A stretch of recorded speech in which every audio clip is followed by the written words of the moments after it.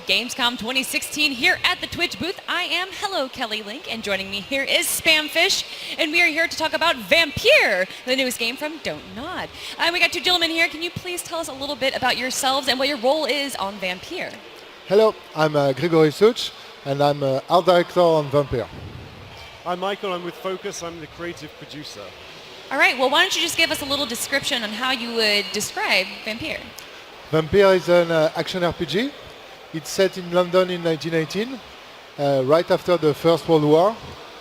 So the world has seen massive casualties, and it's in the midst of a second wave of the Spanish flu, which is still, to this day, the worst pandemic the world has ever known. And you play as Dr. Jonathan Reed, who actually wakes up in a mass grave and tries to figure things out. All right, well, I think we actually have some gameplay that we can show about Vampyr. So, Don't Nod, you recently made Life is Strange, and prominently in that game, it was all about the decisions you made and how you interacted with people, and I think that Vampyr is also similar to that, right? Very much, yes.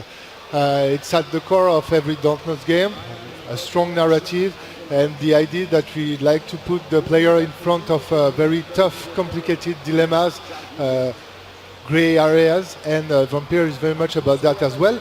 Whereas in Life is Strange, you had that power to go back and forth in time and try things out.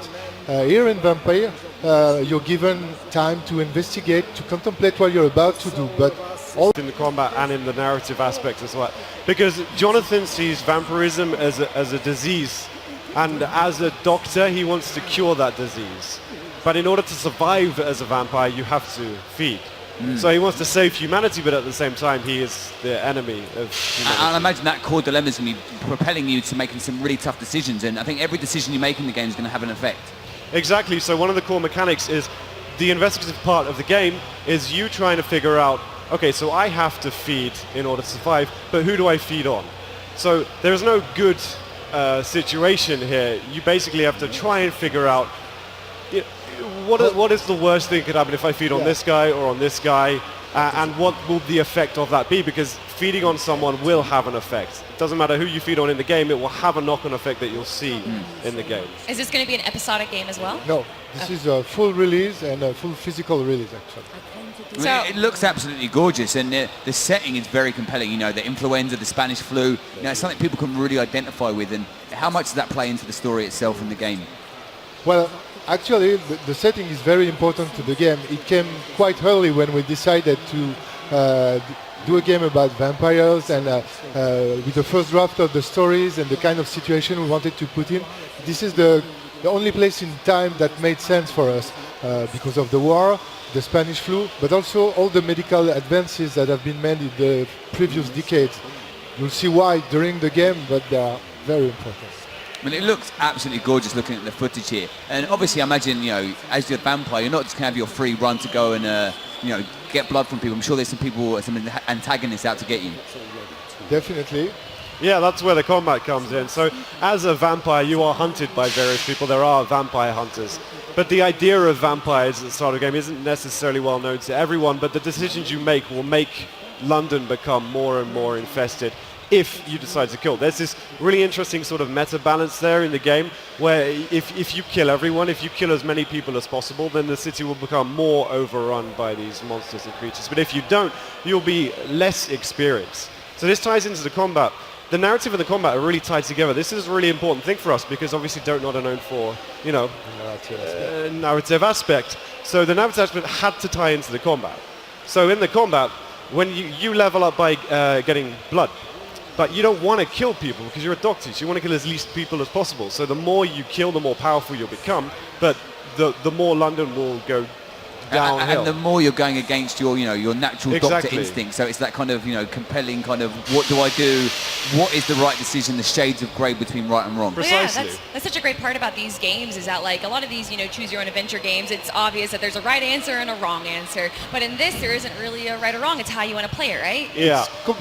It's all grey, and I'd like to add that if at first it might be your inclination to try to mitigate the damage, you can also fully embrace your vampiric nature and even use your doctor skill to, I don't know, nurse people back to health and just. So you don't have to kill them once you feed. No. Okay. Come again. Oh, so like if you feed on them, does it kill them like automatically? Yes, no, Oh, no. okay. It kills them, but Oh, they're dead. if someone is healed, the blood that you draw from him, it will not be as high quality as someone who is in good shape. And as a doctor, you can nurse people back to health and just be really evil about it.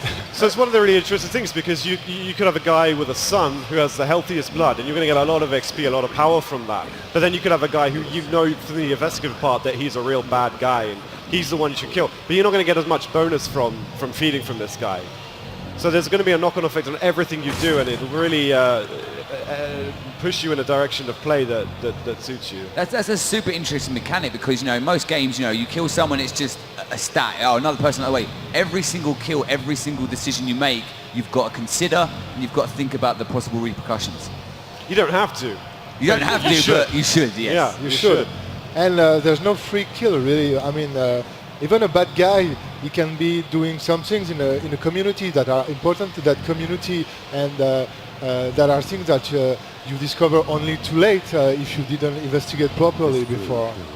So is the game's combat based off of like stealth, like sneaking behind people and capturing them, or do you actually use weapons and like You attack use them? weapons. There are no stealth element to the gameplay. You use a variety of weapons, and they are kind of a support. They have a support role to all the vampiric powers. Okay. Yeah, the current thing with the combat is that you start very human, so you're in a fight, you start very human, you're very controlled, but you feed from people in combat, so you have to break them down, feed them, and with that energy you'll be able to use more and more of these vampiric powers.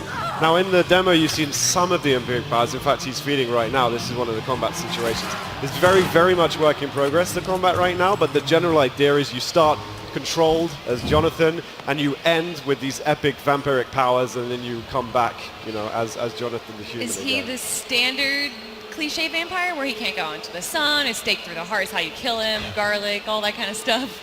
Well, we kind of pick and choose from all the laws that you can find from the vampiric We mythos. pick the cool stuff and we drop cool stuff, the and what cliche was stuff. we felt will lend itself to interesting gameplay bits. So yes, for instance, Jonathan Reed cannot enter into someone's house if being he's not invited. But you're a doctor in a time where they tend to be trusted and all powerful, so it's easy to get someone's trust.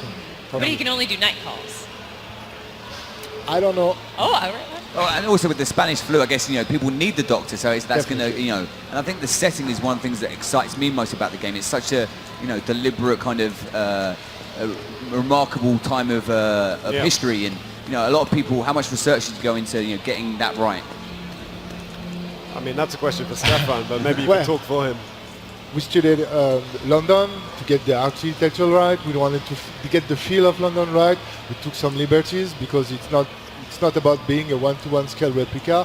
We studied all the medical advances and discovery of that time. It was really important to our story, and also the context, the mindset, the way that at that time we're past the turn of the century. The industrial revolution is kind of gone, and people have lost their illusion and hope about it that could solve every mankind's problem.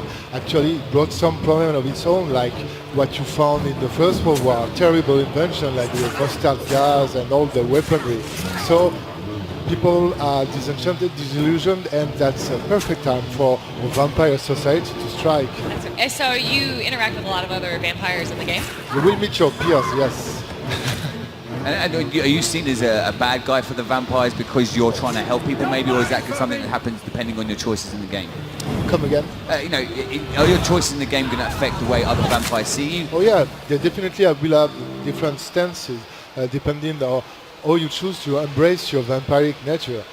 Some are just like you, at first at least, trying to stay human as much as possible, but others revel in the carnage they can do. Yeah, it's important to remember that Jonathan's kind of a fledgling vampire, so he's really, a lot of the game is coming to terms and learning about how big this vampiric lineage is and figuring out where it came from, because he needs to find the source to You're learning together, find the cure. game together, right? Exactly. He just turned into a vampire, technically you just turned into a vampire. Exactly. Learning what he's capable of, both as a human and a vampire. And I guess that's going to be a compelling part of the journey, is finding out about Jonathan himself rather than just the flu and all the things that are going on. It's his personal story. It certainly starts with a strong part of his personal story, Yes. yeah, in terms of what he can do and to whom. And at first, he's a scientist, so he tries to tackle this with a rational approach, and he will try to cure it like just any other disease, but he will meet some people who will prove that it's more than that. So what are we looking at right here? He was going through an icon of a bunch of different faces. Well, that's kind of a special vampire sense where you kind of have a sonar for the thing that you need the most. You feel the blood into people, and you kind of get a sense of how healthy and how powerful the blood of everyone around you is. So you can navigate the area and find your victims and trying to get the most bang for your buck.